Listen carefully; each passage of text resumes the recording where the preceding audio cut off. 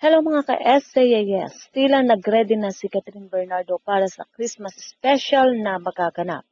Pinakita nito sa kanyang IG na kasama niya ang isa sa dancer ng G-Force. At kalat na rin ang larawan ni Catherine na galing ng rehearsal. Blooming nga si Catherine, fresh na fresh ang ganda. Makikita ang mga larawan ni Catherine na kuha ng mga fans at nakatag na sa aktres. Marami ngayon ang mag-aabang dahil sa magaganap nga na Christmas special dahil syempre nandun din si Daniel na nakitang nag-rehearsal din.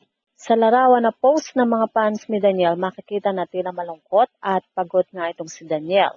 Tila malalim na ang iniisip, hindi kagaya ng dati na excited. Nasa time of healing pa rin, kaya siguro nagre-reflect sa kanyang mata. Di nga kagaya ni Catherine na masaya at confident sa lahat ng kanyang ginagawa. Samantala, patuloy na pinupromote nga ni Catherine ang Isla Amara Boutique and Resort. Makikita sa ID ng aktres ang video na ipinapakita nga kung gaano kaganda ang kanilang resort. Kaya ito ay nagkamit ng parangal sa lungsod ng Palawan.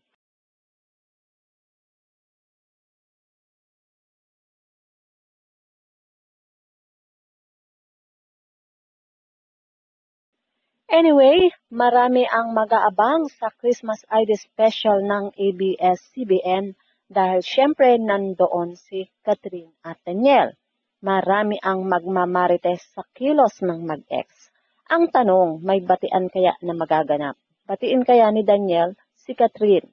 Well, abang-abang. Sa mga ka-SAAS, yan nga po ang ating balitaan at kung inyong naibigan, put your comment down below at syempre huwag kakalimutang mag-like, share, and subscribe.